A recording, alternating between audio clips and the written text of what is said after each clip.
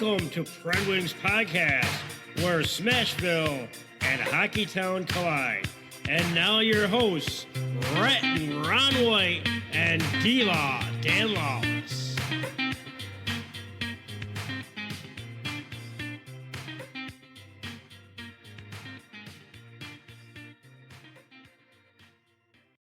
Welcome to PredWings podcast, episode 105. And our social media, PredWings podcast on Facebook, Instagram, and X and YouTube is at PredWings Pod. And you can also listen and follow us on Podbean. Our email address is predwingspodcast@gmail.com.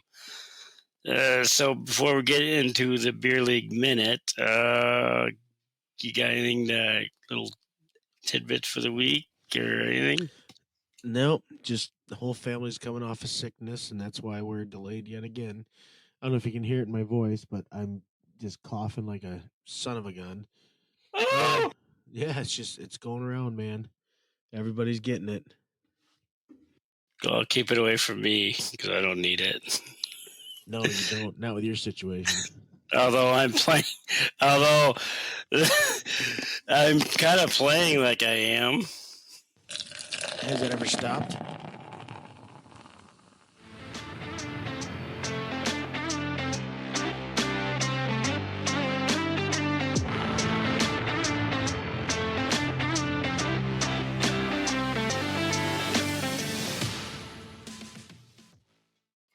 So our Beer League Minute this week, this is our second game of the season. As we all know, we lost the first game. So all I can say is we had a 2-0 lead actually. So we started off good, but we ended up. I actually played really well in the first period. It was 2-1 after the first. But then we fell behind 3-2. Three goals that I don't know. We battled back, tied it at 3. But we fell behind again 5-3. And while we were losing 5-3, that probably should have been 6-3 because I don't know. I was out of play somehow and flopping around, and I did a Pekka save. I dove across and made a Pekka diving stick save. Hit the blade, the paddle on my stick, and went out. And then we ended up scoring. We ended up scoring and make it 5-4. Then we ended up tying a game in the third period. So it was 5-5 go in the third period. And then about 4 minutes left, we ended up taking a 6-5 lead. But then they came right back and tied the game 6-6. So 6-6. You score 6 goals, you should be ahead by 2-3 goals, at least 2-3 goals, if not more.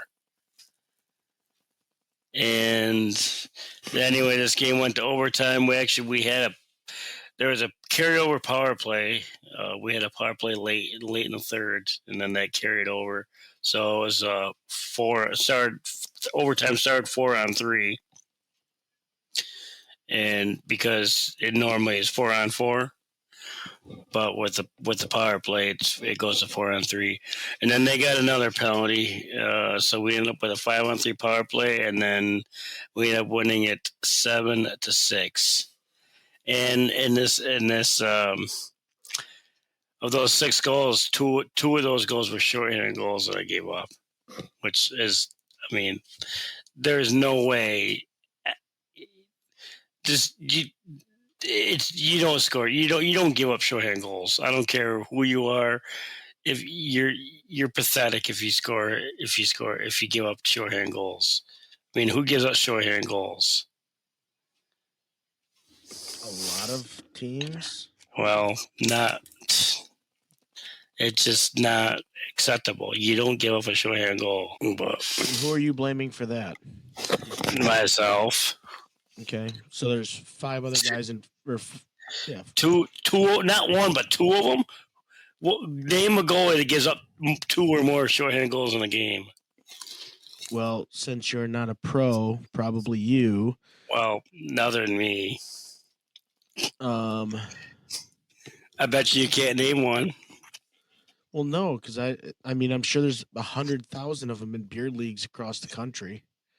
Well, I guess if you want to, I was kind of branching out to like professionals, but I guess that never happens in NHL. So, but anyway, we ended up with a win, so that's good. So we're 1-1. So, speaking of the NHL, we got a lot of recaps to go through tonight. Yeah, I'm gonna whip through mine. So you start off with San Jose and the 14th. The Wings just again, they're kind of. This game reminded me of the Derek Lalonde days of the Wings.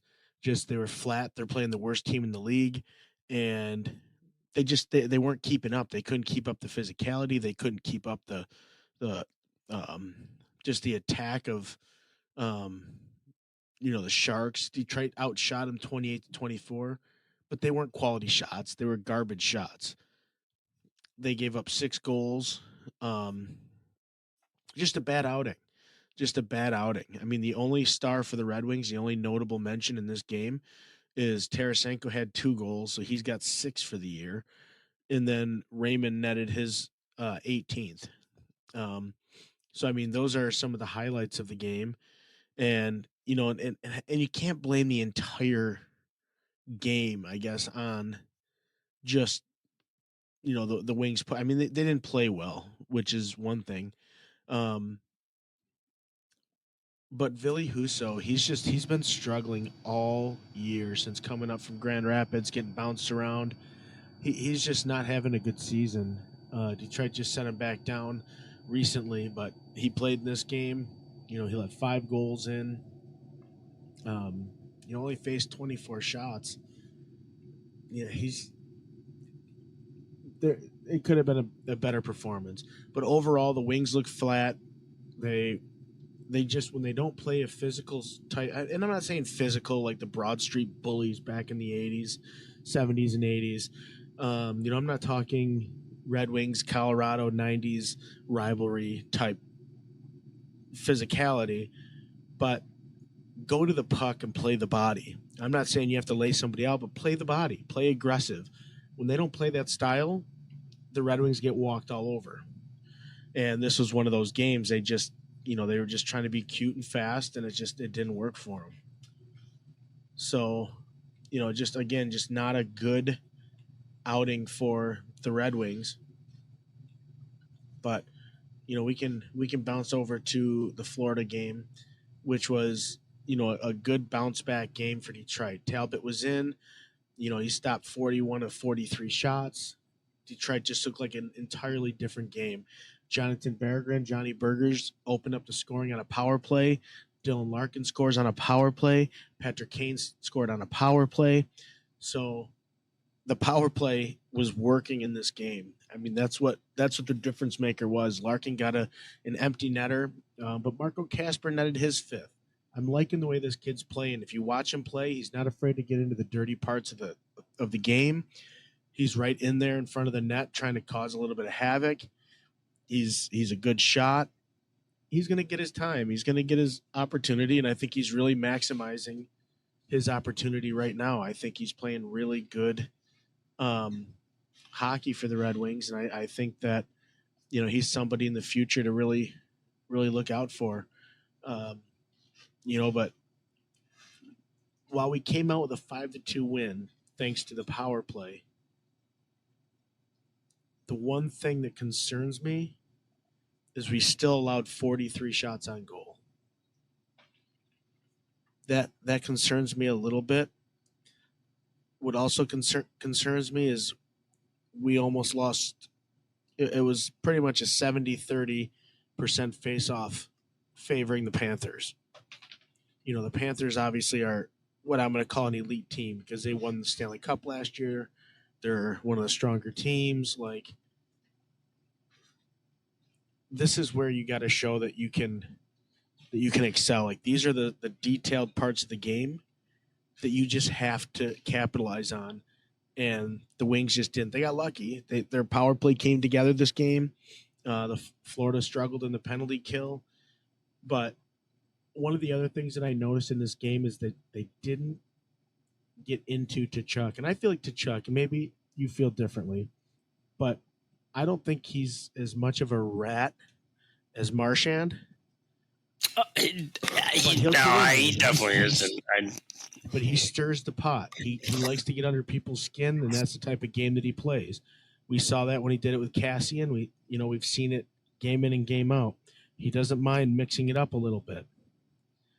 So the Red Wings really did a good job of not poking the hornet's nest and feeding into it. They played their game. They were on every puck. They played that physical style that I was just talking about, and the results showed, they speak for themselves. So Wings win this one 5-2. Good outing by the Wings. You got to be happy with a performance like that. But following a great performance against one of the NHL's better teams, we head into the other part of Florida on the western coast and get spanked and absolutely bullied by the Lightning. They were all over us all game long. We couldn't we couldn't get anything going. It was just just a just not a good out. It was just they look sluggish. They look slow. They I don't want to say they look slow because the tempo of the game was actually not too bad. They outshot Tampa Bay 39-22. But again, the shots, they weren't like super quality shots. Like, yeah, they had some. And Vasilevsky, I mean, he played out of his mind, which absolutely helps the case. But, Detroit just couldn't find the back of the net. It was just one of those games. But the defense breaks down. The back check broke down. Every game there's a little bit of something you can pick out. Defense was the one item where they didn't show up. They didn't show up at all. Tonight's game, which I'll recap next week, I'm going to try to remember. D-Law, you can try to remind me if I don't end up recapping tonight's game. But at one point, and I'm getting off the Lightning, and this is kind of what happened in the Lightning game. But at one point, one of the goals that was scored against Detroit tonight against Philadelphia, you had three guys back. DeBrincat, Confer, and I believe it was Casper. The puck is in front of the net, and those are the only three guys you see. Two of them were chasing, and one of them was laying down because he lost an edge and tried to do something. My concern is, why was there three forwards back around the blue line behind the net? Where's our defense? Like that concerns me a little bit. But, Detroit came out. They did wind up getting 39 shots against Tampa Bay. Obviously we just couldn't find the solution. Raymond, that's his 19th of the season, had a great game. That kid's really, he's impressing me, D-Law. I don't know if you've had a chance to really watch Lucas Raymond, but the one thing I remember when he entered the league was he always felt pressured, minus being about 25 pounds lighter, but the kid's busted his butt to put on some muscle. He's not Showtime. He's not Patrick Kane with his passing, but he's really not that far off. I think the kid plays a very unselfish game, and from coming into the league, his confidence with the puck is just tremendous. He's not just dishing the puck at the first sight of contact or the first, as soon as somebody gets near him, his reaction isn't just to pass the puck and get rid of it.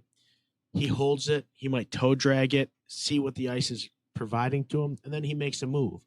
And I think he's going to have a really bright future, and I think he's only getting better and better as the years go on. and I think we're going to hear about him more and more in the years to come. I think this kid could really turn into something good if he keeps playing the way that he's playing, and he's finding the back of the net. I mean, every year he's gone up. So the kid's ceiling is still to be determined. I like this kid. So Raymond gets his 19th on the power play against a Lightning team that came in and absolutely bullied the Detroit Red Wings. Now, I believe that takes me to the Dallas game in Dallas. It's a back to back. We'll give them a little bit of a little bit of an excuse there, but another throttling. It wasn't a good game. Marco Casper was the lone goal scorer for the Red Wings.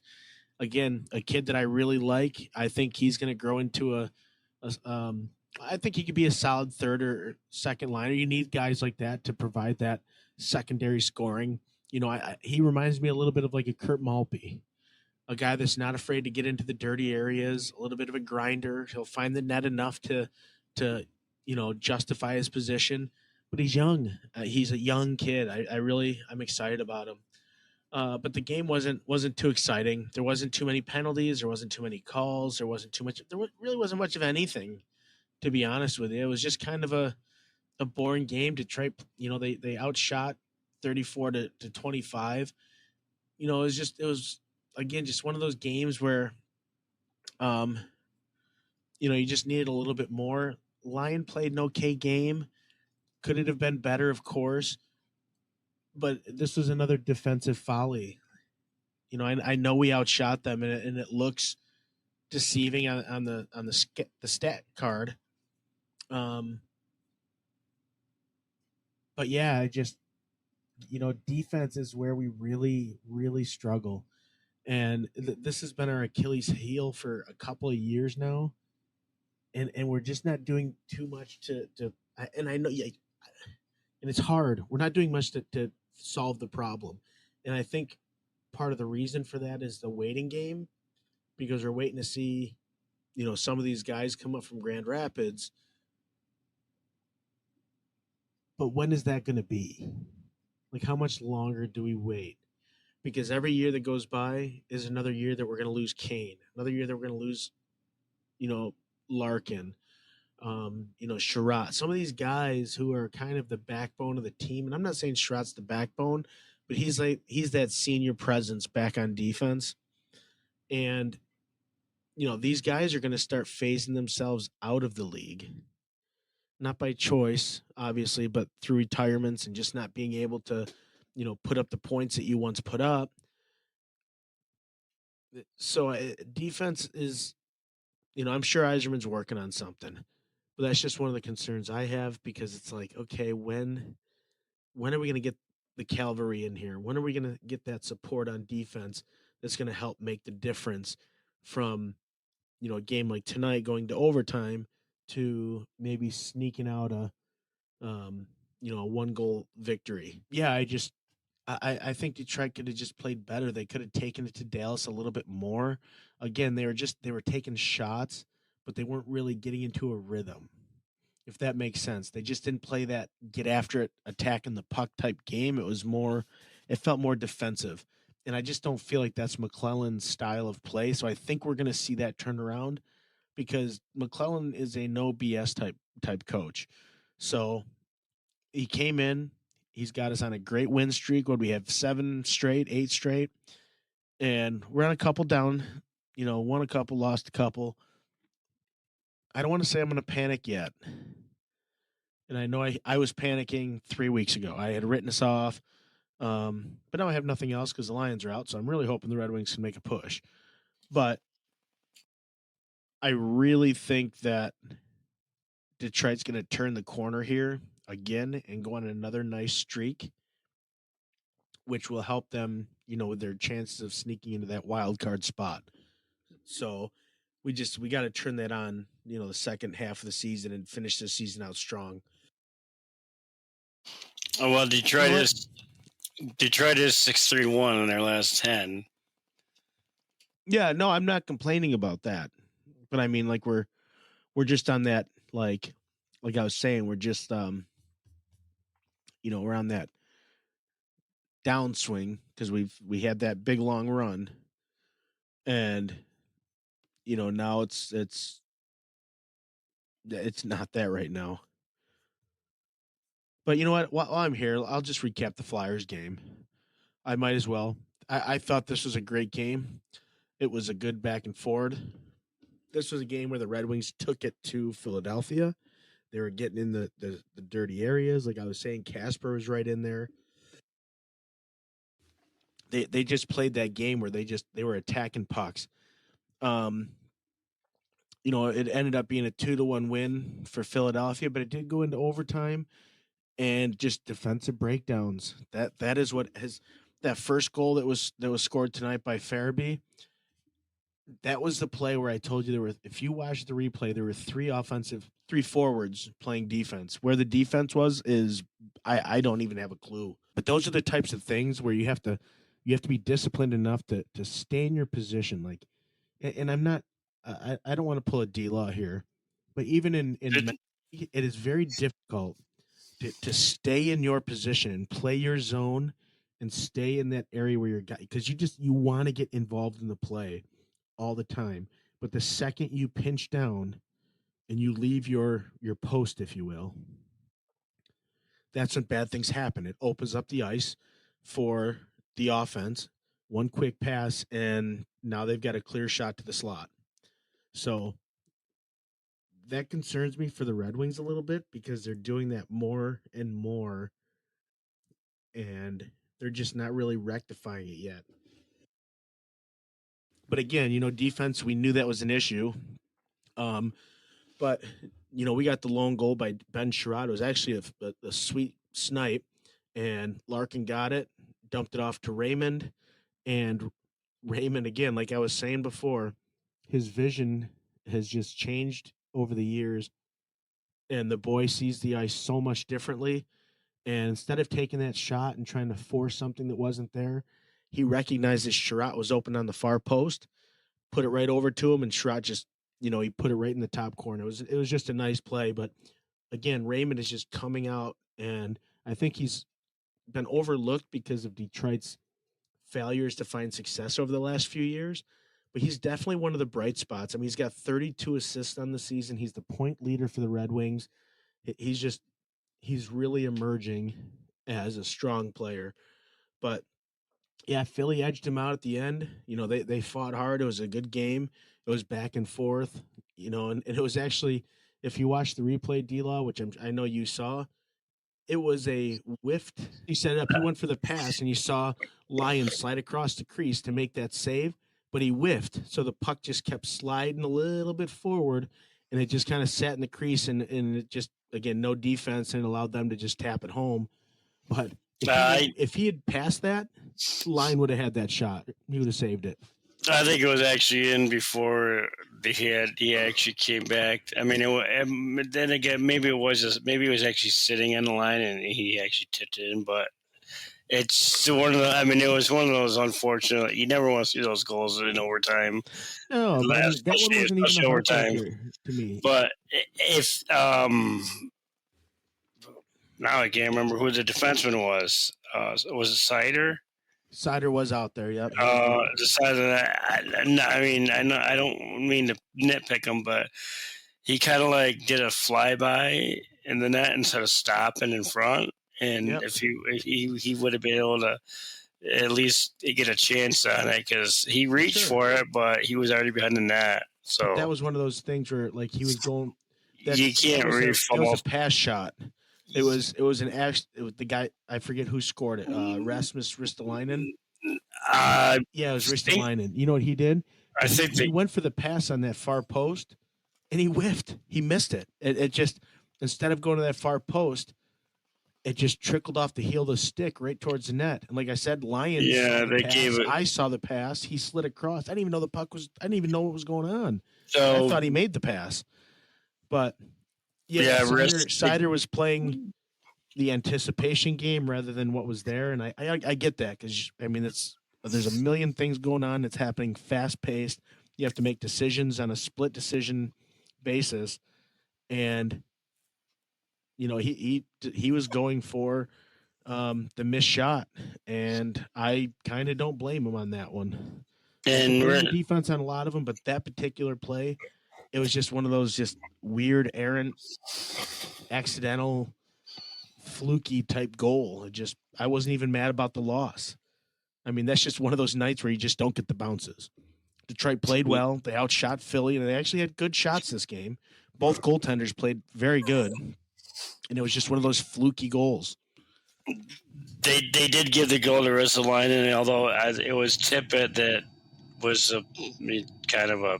So Ristolainen must have came back and tapped it in because I believe he it was did, because Tippett's one that did that pass shot fake thing that he did. I don't. Yeah, it looked like he was shooting. It almost looked like he whiffed on the shot. But that's what I mean. It just kind of trickled off his stick. It was weird. Like everyone was playing this. I even thought that it was a shot because you saw Lions slide. All the players are playing to that side of the net, and then next thing you know, it's on the near side post. It's like what the hell just happened? Right.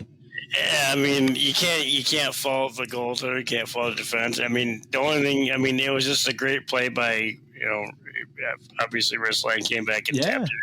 Yeah, absolutely. He went, he was going right to the front of the net, and that's what you're taught. I mean, yeah, he's a defenseman, but it's 3-on-3, so you might as well say 3 forwards because they help.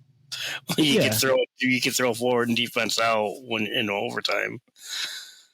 That I'm okay with. Not a 6-3 or a 5-1 or an absolute blowout, but this is a loss that I can stomach. It was a close game. It was in overtime, so we still got a point out of it. And I know we're not going to get that every game, but just the effort was much better. If they can play like this, I'll take loss. I'm not going to say loss after loss, but an occasional loss like this, I'm okay with. I can't be upset about this game. But that's what I got. Those are my recaps. It's over to you, D-Law. Well, I guess it was a good week. So the Preds, they're continuing their homestand. They're actually just finishing it up tonight. So they got 4 games, and I'll do all 4. First, Vegas. I was kind of worried about this game. Vegas, they haven't really been playing that great, but as they coming into Nashville, they weren't doing too bad until they hit Nashville. But I mean, the Preds it was just total domination. They came right; they were ready to play right from the first period. I mean, they outshot them 10-1.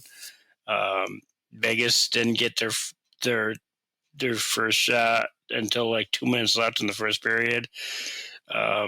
But O'Reilly's hit the post in 3 straight games, so he's got that little slump going, I guess, if you want to call it a slump. I mean, everybody else is starting to score.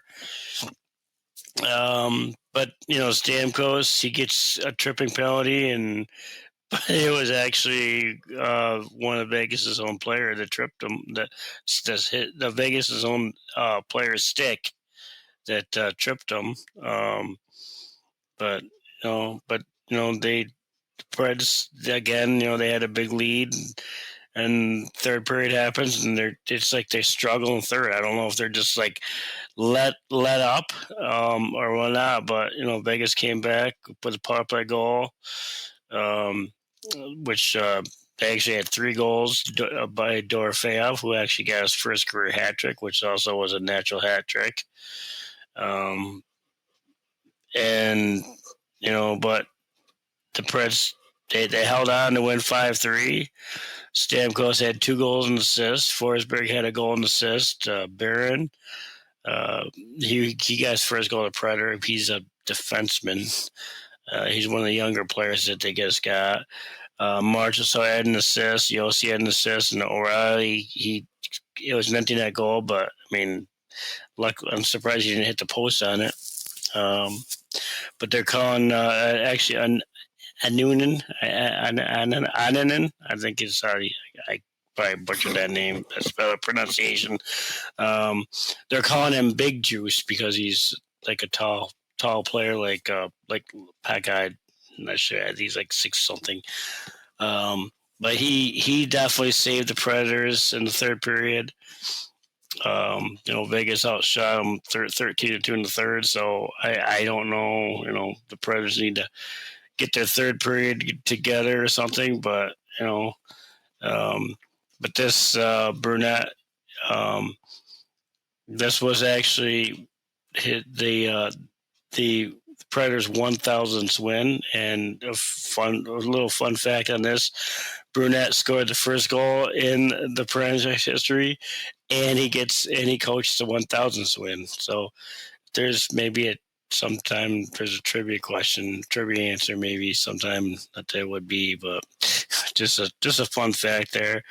And the Preds are also the second fastest team in NHL history to achieve that, and they did it in 2,020 games.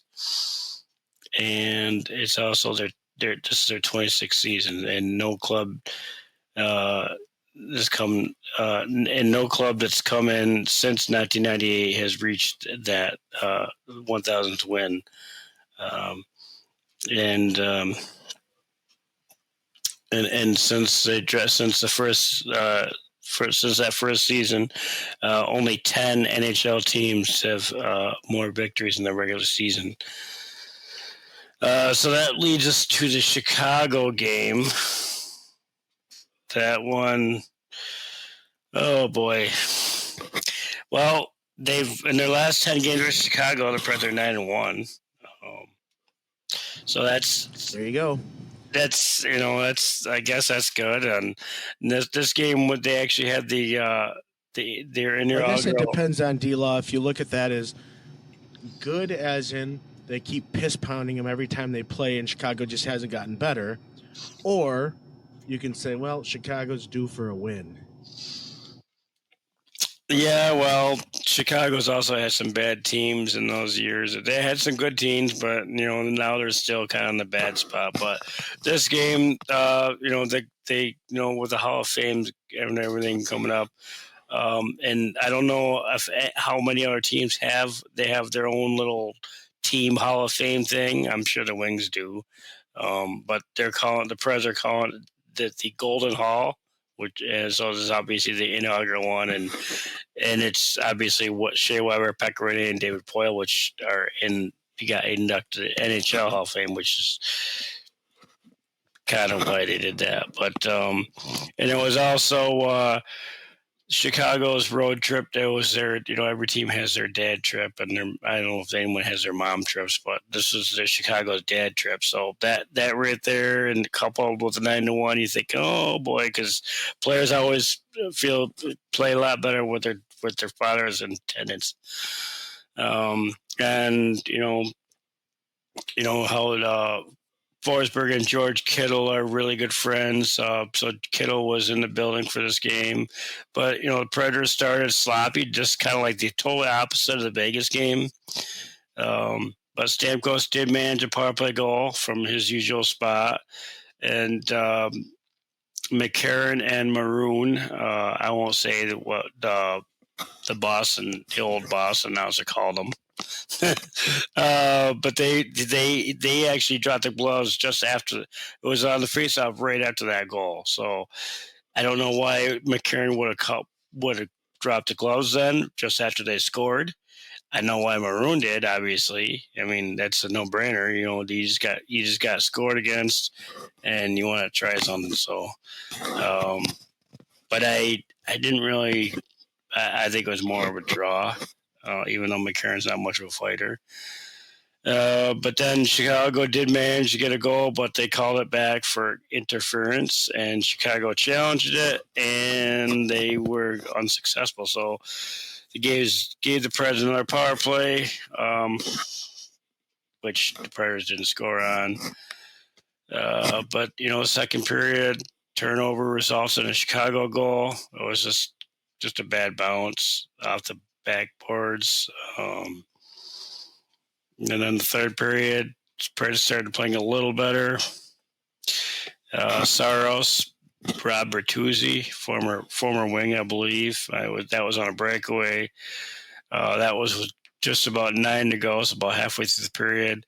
And Saros was just a lot of game savers in the third period. And then Forsberg finally scored his 300th goal to tie the game, and then that gave him a 4-game goal streak.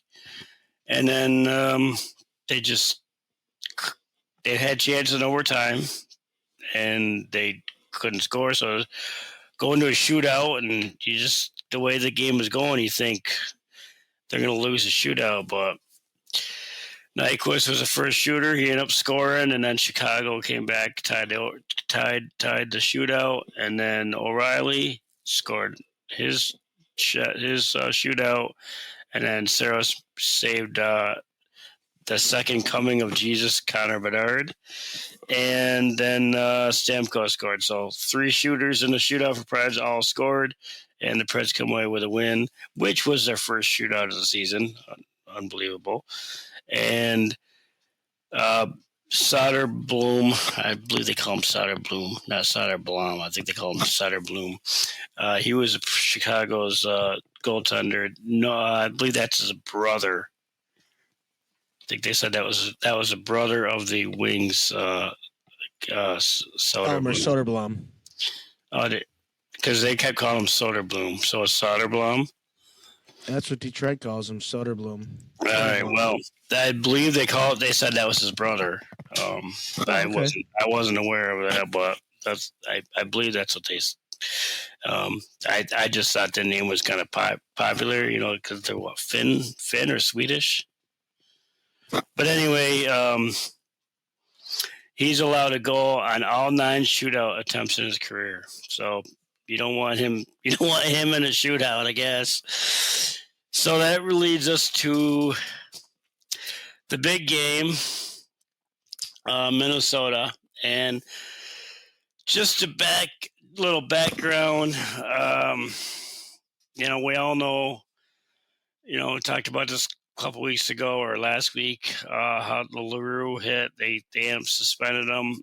I still, it was not a slew foot. But apparently Minnesota, they're calling him dirty, and Foligno, I don't remember which Foligno it was. There's too many of them in the league. He just had some really idiotic comments because he's a moron, and saying how he's gonna have to. I forgot the exact comments about he's better watch himself, or he's gonna get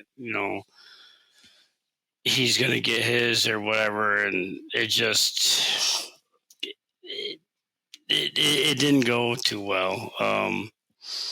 So, big game Saturday night in Smashville. It was, Keith Urban, obviously, big country music star. He had his own bobblehead night. So he was there and he sung the national anthem, and of course, before the game, obviously Catfish hits the ice again, so they're getting all revved up, and but then again, here we go with Minnesota trying to. They think they need trying to get a little. Got to pay back. Revenge. Got to pay back. Payback for a unfortunate injury. It was questionable. I'm not going to say. It wasn't a slew foot. It was probably a penalty, but it was not. He assisted him. I mean, a penalty. If you would have called a penalty on it, let me ask this: if you called a penalty on it, but it was a clean hit, why do you call a penalty on it? It wasn't a dirty hit. It was just it was a trip, but it was not a slew foot. But that's in the past, and he's served his suspensions, and he's back. But Yannick Trenin, cheap shot, jumps LaRue, sucker punches him, and then he drops his glove, and he didn't get an instigator for that. And LaRue actually do anything? Did he drop him back? LaRue actually kind of held his own. It wasn't much of a fight. He didn't get his butt beat by any means. It was definitely not, it wasn't like a one-sided throwdown. But he's only been in like maybe one other fight in the NHL, and then of course at the He's next always phase, had that. He's always played that type of game. I mean, he's got to be used to it. kind of like a Kachuk, just not dirty. I mean, the kid's already got a suspension, so I wouldn't say Well, he's not dirty. we'll get into that later. Who other got suspension too, but you wouldn't call them dirty. But anyway, Watch me. So you know, so then now there's another fight right off the next face off. Luke Shen and that crybaby Foligno. And Luke Shen just absolutely ripped him apart. I mean, he was just all over him. I don't think. Well, he's fighting a senior citizen. I don't know, how old is this guy. I don't. Is it Marcus or I don't even remember his name. I see how old he is. Yeah, Marcus. The one on Minnesota, because there's like a couple, 2 or 3. But Marcus Foligno is 33 years old. Oh, I didn't. He's fighting a senior citizen, but that's okay. Well, carry on. I didn't know he was that old. Elder abuse by the Preds. Keep it up, you dirty birds. Yeah, well, Luke he's old too. He was born in '89, so he's not a young cookie either. So I guess it was a jury. He's older. There was the Kane fight. He's 35. They're beating each other with walkers out there. Or sticks. We'll get into that later too. So within the first 2 minutes, there was 2 fights, and then the Wild they took a tripping penalty. So Preds get a power play, and then the Wild flop. So that negated that penalty power play. And then there was another fight. This time it was Jankowski, who was actually a scratch in the next game. You guys fight so much. And then that was against Hartman, a former Predator. And Jankowski's not really a fighter, but... Wait, so you had a Predator fighting a former Predator. You guys are just something. Yeah, else. well, Jankowski... A team full of goons. I'm going to start calling you the Chiefs. That's Minnesota. So Jankowski fell on the fight, and Hartman keeps throwing punches while he's down. And of course, the announcers called that out. And I would never. That's dirty. I mean, and Hartman, I believe Hartman did that before when he was in Nashville. But I believe Hartman's done that when he was in Nashville too.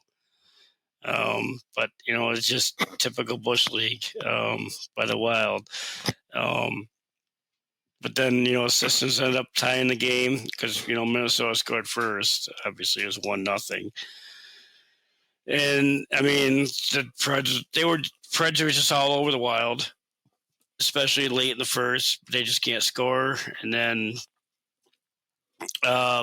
Faber, and with all this going on with LaRue, it just kind of like he didn't touch him. I mean, Faber was skating, he lost an edge and fell, but it was right near LaRue, and LaRue had nothing to do with it. And I think he was actually going to the hit until Faber lost his edge, and then Faber gets up and jumps LaRue, but he got a penalty for it. So at least that's. LaRue's not making many friends in this league. And, Minnesota. But they're just... Minnesota was just... It's like Matt Rempe. Matt Rempe. Well, Rempe scores. He scored tonight. But then again, I think everybody did. That NHL career goal? But anyway, the Preds just... They continue to dominate, second period. I think, the Wild were just too busy worrying about a little. Got to pay back. Revenge. Got to pay back. And they forgot that there was a hockey game, and the Predators didn't. The Predators, they played hockey, and the Wild didn't. But, so... It looked easy, but obviously it wasn't because the Wild are, they're top of the division. but Stamkos got a redirect, and then Svechkov, one of the younger players, he scored a nice little from right in the slot from a nice pass from Novak, who was behind the net. And then the Wild get they get a penalty for playing the puck. He broke it. The guy broke his stick, and he didn't drop it, and he played the puck with his he played the puck with his skate, but he still had the stick in his hand. So they called it playing with a broken stick, I believe. I don't remember exactly the official call. Power play looked good. They didn't score. Saros made some nice, huge saves right after the penalty. Third period, the Wild, it was pretty much an empty net. Saros and I don't remember which defenseman it was. They collided. I don't know what the heck they were doing. The Predators defenseman and Saros got tangled up, so it left a wide open net, and the Wild had an easy net, easy score in. But then the Preds they continued their domination. They did look like they were on the heels a little bit again, but Forsberg crashed the net and put home the loose puck. The announcers actually said it looked like he passed it to himself off the pads, but I think he just shot the puck, grabbed the rebound, and put going to the net. So I don't know. Maybe he did kind of pass it, but I don't think in that situation. It didn't. It just looked like he was going to the front of the net. So that and then Brady Shea scored an empty net goal to seal the 6-2 win. So maybe the Wild should have forgot about that incident that unfortunately injured their captain. And I wouldn't say forget about it. I would say get your payback and let it be. Well, the code has been settled. The code is settled. You drop it and you play hockey now. They got him. They got him back, and that's where they ended. Like that's where you stop it. As a coach, that's where you gotta draw the line and say, okay, boys, we got it. We got him back. Focus on the game at hand. Let's go out and get a win now. Instead, they acted like a bunch of jerks, and Preds took advantage and played their game. That left us into, I guess you could call it a trap game. San Jose comes in. It's actually a home and home with San Jose. San Jose is, this is Nashville, and San Jose is over on the West Coast. It's not a typical home back-to-back home and home, but their next game is in San Jose, which we'll talk about a little bit later. But Askarov is not starting. I believe he played and San Jose just played in Boston yesterday afternoon. I believe they lost that game after a lead. So that right there, that kind of, the Sharks came out flying in the first period, scored on the first shot on goal. Preds just weren't ready. So I'm sitting there watching the game thinking that the Sharks just played yesterday in the afternoon. They had to fly into Nashville, and I'm thinking maybe they'll kind of slow down in the third period, get tired, from being back to back. But you can't do that. You can't let the team come in and just walk all over you. You have to be ready. The Preds' first shot didn't come till about halfway through the first. By this time, the Sharks had already, 2-0 lead. Former Predators, Luke Cunnin and Granlund actually had 2 goals. They fell down 3-0 before Novak scored to make it 3-1. But then Wallman, is he a defenseman? Jake Wallman from the Sharks. He is. He scored late in the first, 29 seconds left, and put the Sharks up 4-1. And that was it for Saros, because second period starts. They put I can't remember how you pronounce his name. Anunin, Big Juice. They call him Nanu. Yeah, no, they call him Big Juice now. So I guess I'll just call him Big Juice. But he started the second period. Sharks ended up with a power play goal, 5-1 lead. And I'm like, Preds just didn't look good. But they chipped away. Svechkov, another young player, and that's another thing. They're starting to get this balanced secondary attack. Marchessaults and Forsbergs and Stamkos they're been scoring as of late, and now they're starting. The secondary scoring started chipping, and then they scored on a power play. I believe that was Barron again, which we scored a couple of games ago. Made it 5-3. So third period starts early in the third, like I believe it was the first minute, March or so. Nice little tip in, 5-4, and Georgiev, who came from Colorado to San Jose, he made some nice saves, but those goals were, you could tell he was kind of shaky. And then, they threw it to net. Yossi on a power play. Probably a goal that is Georgiev. I think I came up with the G silent or not. He probably should have had that, but Preds tied it up, and then another play just before Preds scored again. Nice little play. O'Reilly smartly, would have been a hand pass, but he didn't touch it. Let Yossi touch the puck because that negated the hand pass. So that was a very smart play by O'Reilly. Otherwise, there would have been a whistle. And then right after that, they scored the goal. That was the fifth goal that on that one to tie the game. And then looked like the Preds were going to get called for. I believe they had already got a delay game penalty earlier in the game, first period, but they were going to call a delay game. But LaRue was like, he was adamant. He was like that, he was tapping the glass, and the Predators actually challenged it because you can do that now apparently on a delay game call. I don't know if that's been challenged yet this year. I don't remember seeing it. I know the Predators haven't, but they took a long time on this, but they did call it. It was the right call.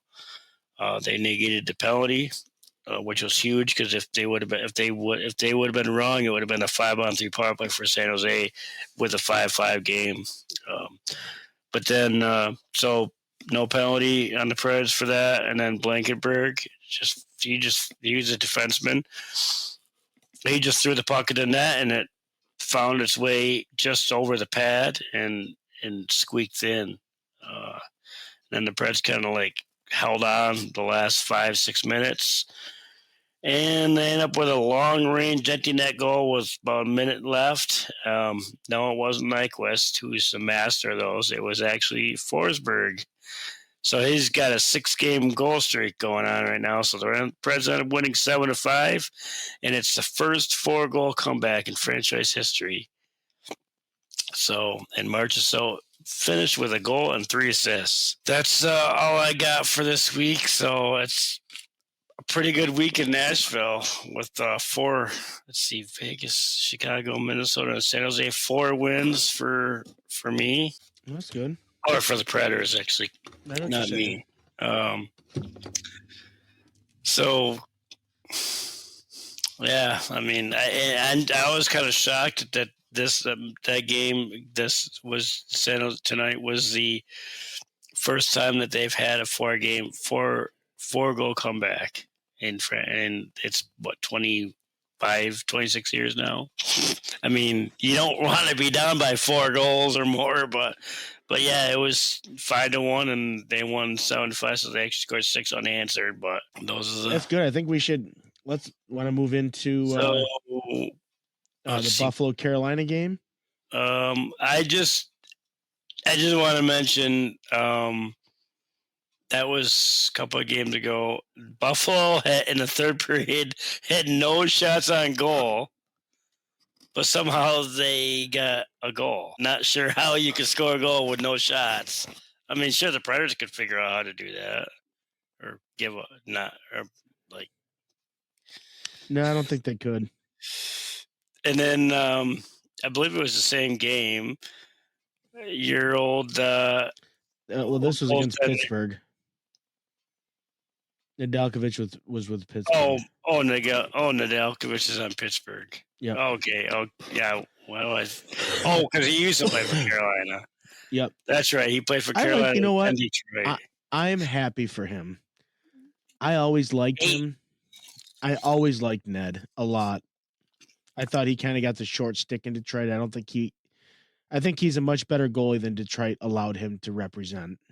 Well, they didn't have a good team at the time either. They didn't. They were rebuilding, and so I mean, yeah, he was put in a bad situation. He was. But go ahead. What did Ned do? Actually, I'll let you. Since it's your guy, I'll let you say it. Just well, here's what I'm going to say. It's something I watched Chris Osgood do live, not in person, but live on TV. You got that empty net. You're going for that win, and he launches the puck down the ice, and it's sliding. It's sliding. The Sabres are trying to get back, just not in time. Nedeljkovic with the NHL. It's kind of like the unicorn scores a goalie goal. Super cool, super proud of him. I like Nedeljkovic, and I'm happy that he was able to, get that accomplishment. Like I said, I always thought he got the short end of the stick in Detroit, and I'm happy that he was able to get it. How's Ovi doing in his cup or his Gretzky chase? He has not scored. He did not score tonight against Edmonton, and the Capitals did win 3-2. But he is 21 behind, 21 to get the record. He's at 874, which he's kind of stuck on that for a few games now. I got to update his games to date sometime, but just think if he didn't get injured. Yeah, but it's been a few games. You see him posing with Gretzky's jersey in Edmonton? I saw something, but he. I don't know how I feel about that, to be honest. You haven't done it yet. He's paying homage to Gretzky in Edmonton. Yeah, but for why? You didn't break his record yet. That's why he didn't.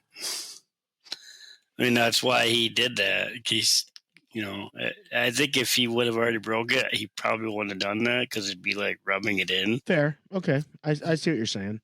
I'll get on board with that. But, I have to look, see when the last time he scored. I don't think it was too long ago, but it seems like the last 2 or 3 games he hadn't scored, even though the Capitals have won. So, obviously he's probably happy. But you almost could think that he's going to kind of start going on a little streak, maybe getting over 3 or 4. And then I think once he gets that down to under 20, maybe 15, then you're going to see him really, really start heating up, I think. But, as long as we're talking about... Let me ask you this question. Okay. And I think it would be hard to kind of think otherwise. But you've got a guy that is a captain of an NHL team, considered one of the best players to ever play the game. He's won multiple awards. He's won a Stanley Cup. Or has he won 2? He's hoisted a cup. Now he's chasing probably the most prestigious award or stat in the game that's held by Wayne Gretzky, a Canadian.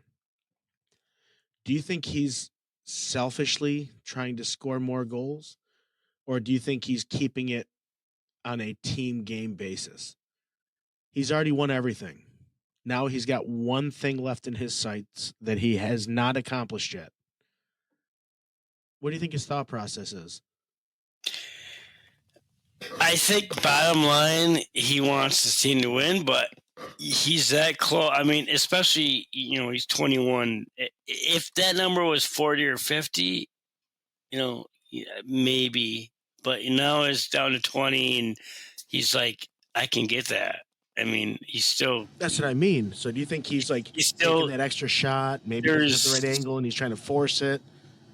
I didn't see, let's see, yeah, they played 47 games, so they still got a decent amount left. Let's see how many shots he had, but I'm thinking he's probably wants to do it. I'm thinking he wants to get it done this year because he probably wants to retire.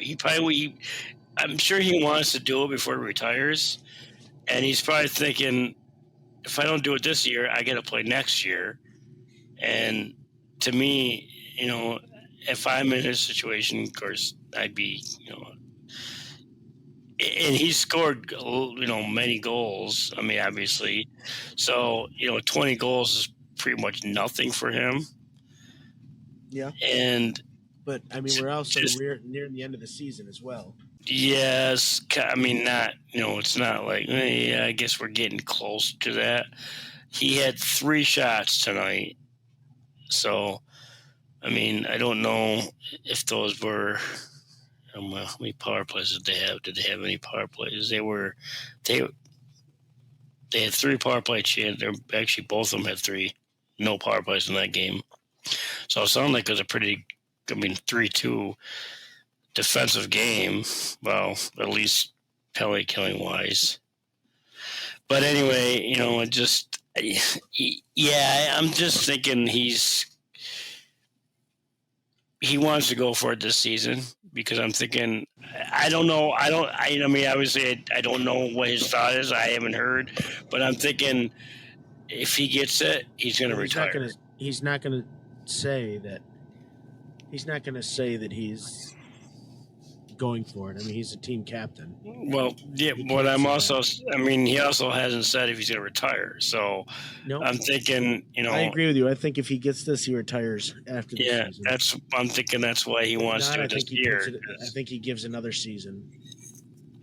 And that's probably why, because he's obviously not going to retire halfway through the season, because if he doesn't get it this year, and say he's like 5 away, so he's like, well, I'm not going to retire. I'm going to play. So he starts next season, scores 5 goals in the first 2 weeks of the season, and then he's like, and then he's like, you're not going to retire. You just started the season. He's like, no, that's not, especially being a captain. So I think that's why you're going to try to see him push more.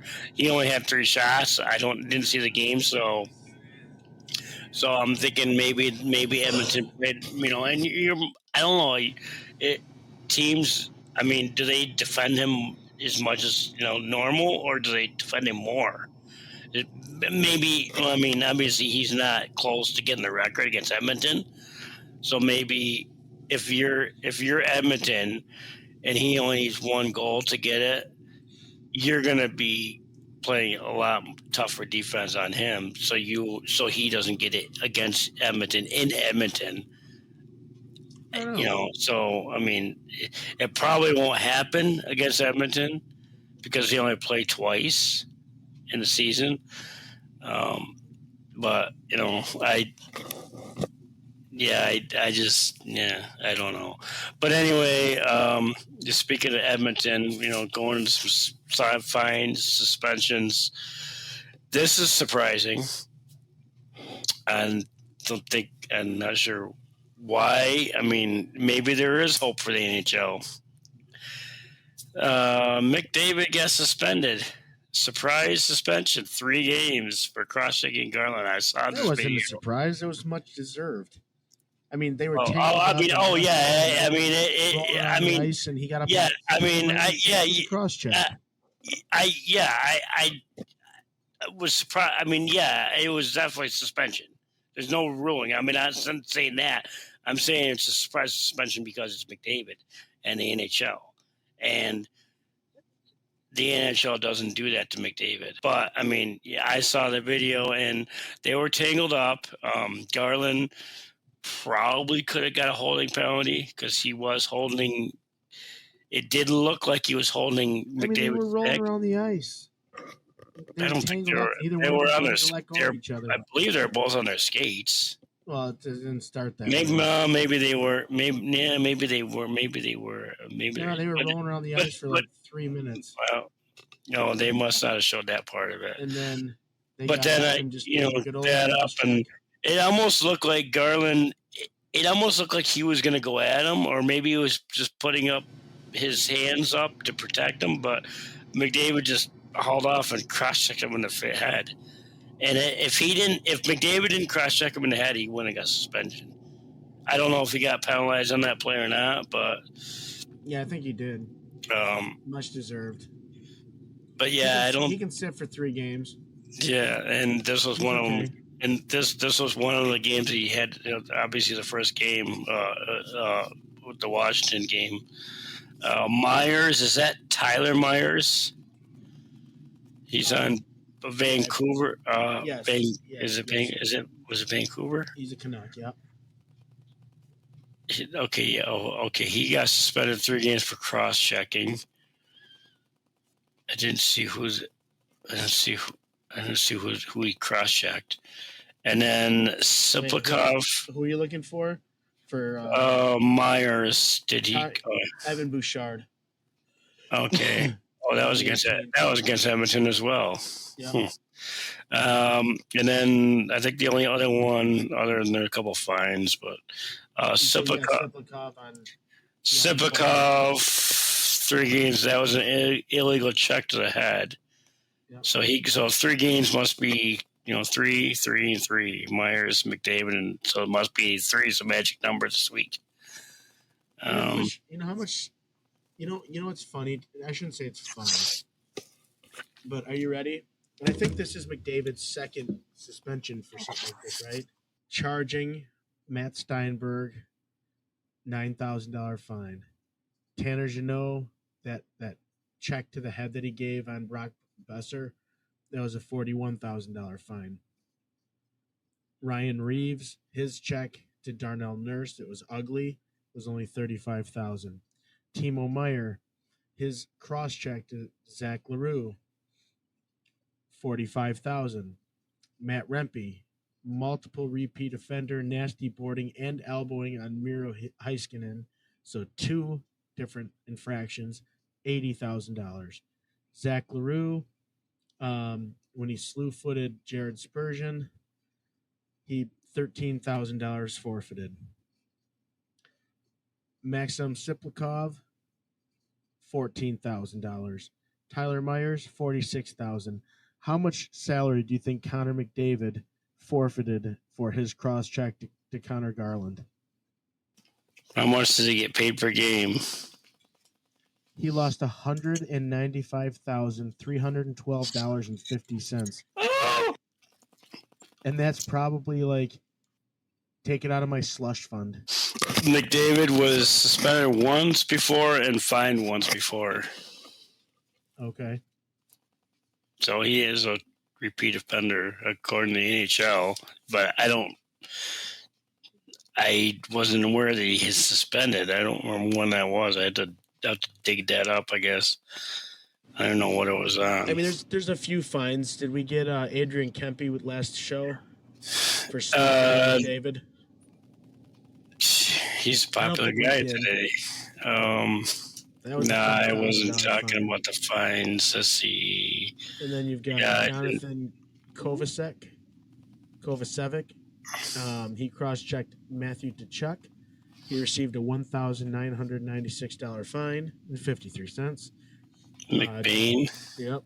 For Utah, high-sticking Mr. Gallagher caused Bennett. I think we talked about Bennett. Didn't? I don't even know which one you're talking about. That was Bennett. Bennett for $5,000. Oh, okay.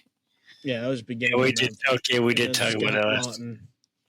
Scott Lawton got a I didn't see it for cross-checking Siplikov.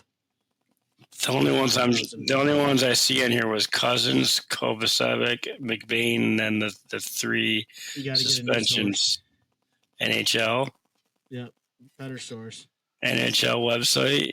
Yeah, they're just slow at inputting, obviously. Yeah, a week. That's all the fines and suspensions. So real quick for the PredWings 10. I got Washington at number 1. They're playing really hot. They just beat Edmonton. And speaking of Edmonton, I got them at number 2. I got Toronto coming back in. Carolina, got them, and they just beat Dallas. They're at 4. They're emerging back in. And then I got Florida. The Kings actually got them dropping 1 slot to 6. Then I got Tampa Bay and St. Louis, even though they've kind of been inconsistent, as of late. I mean, they're playing decent. They're 6-4 their last 10, and they're right there, right on the wild. They're like 1 point behind the wild card spot, behind Calgary. And then Dallas and Columbus, they got actually dropping. The plan of dropping out. But right now, Vegas, I had Detroit in last week. They're obviously dropped out. Minnesota got dropping out. They've been kind of struggling. And obviously Colorado, even though they're probably will be back next week. And then my team of the week is Nashville. Not to be a homer, but they're playing really well. 6-4 their last 10, 4-game win streak. Wait, who did you pick? Who was that? Which team? The team of the week? Yeah. Nashville. We hear you loud and clear, D-Law. You said Nashville. You moron. Is your team of the week. We heard you.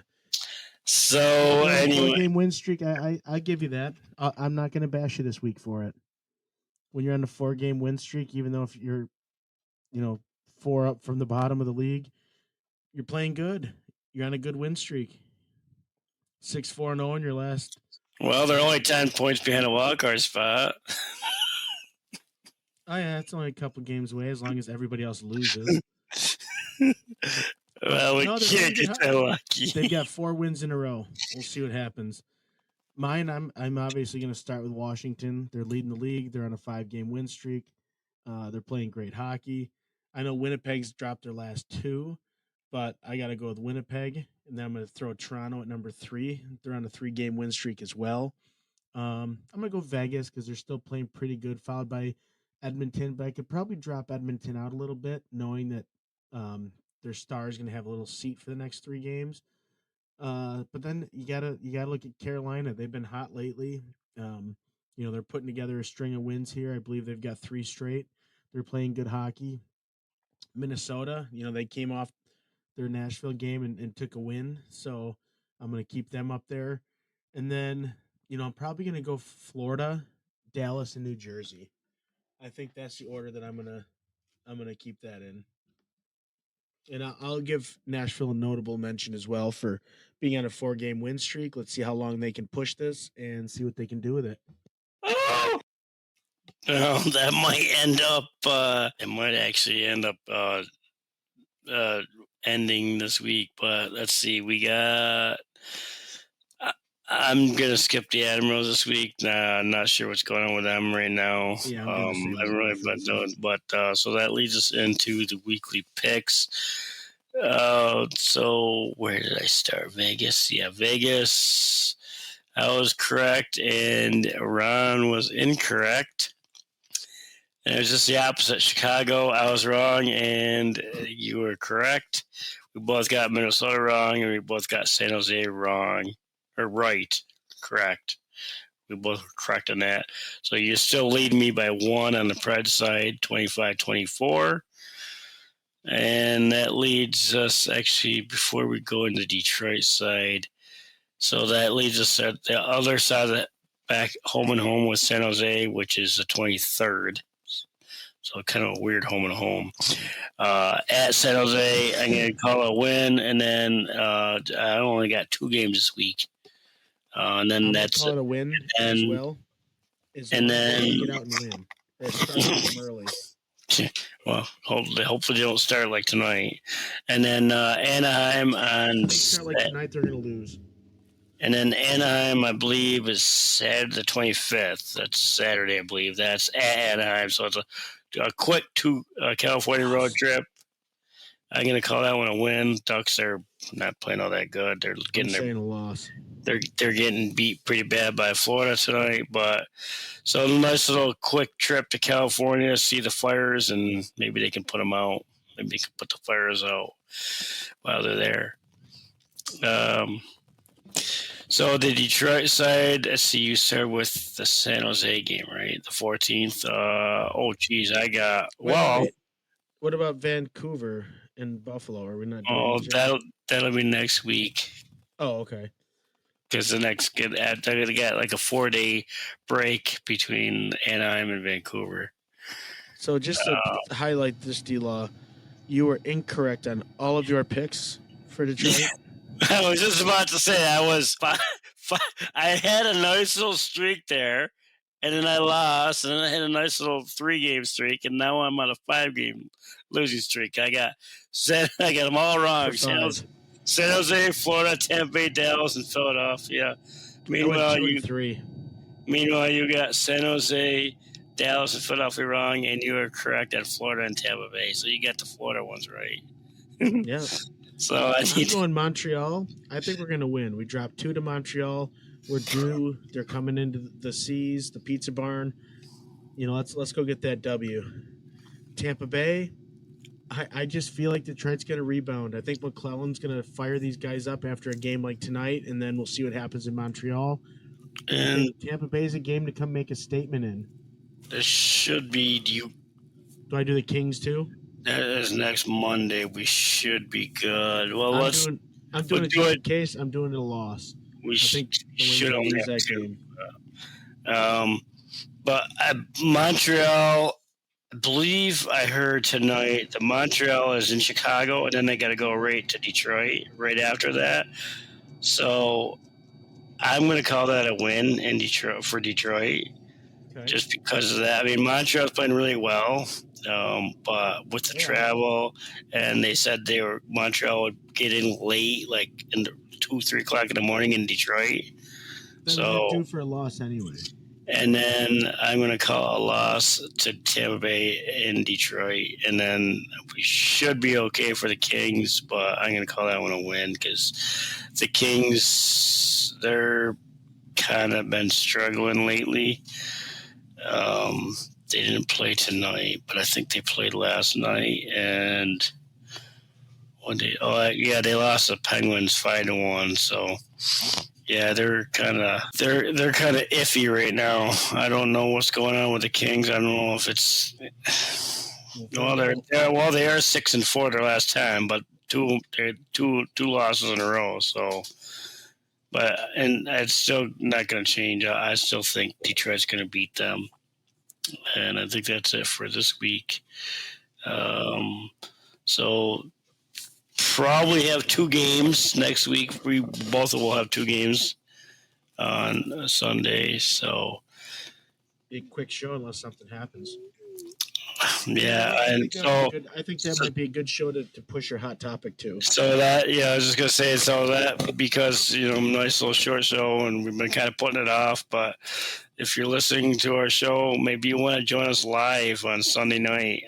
Should be able to actually do it Sunday night because I've had to do a couple.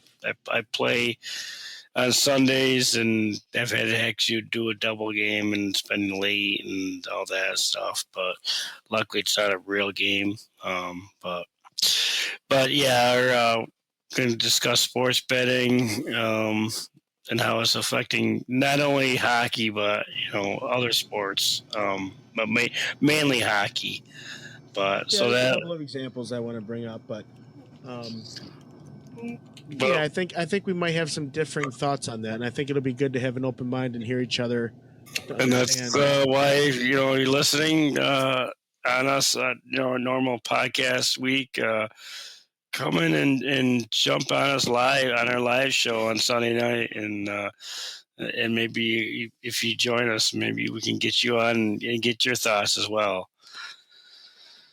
But then again, our social, you can also get us on our social media, PredWings Podcast on Facebook and Instagram, and X and YouTube is at PredWings Pod, and our email is PredWingsPodcast@gmail.com. And as I mentioned on our live shows on Podbean, and maybe we can get you on the air. But that's all I got for this week. Wrap it. And so thanks for tuning in to the PredWings Podcast. Good night, Hockey Town. See ya, Smashville.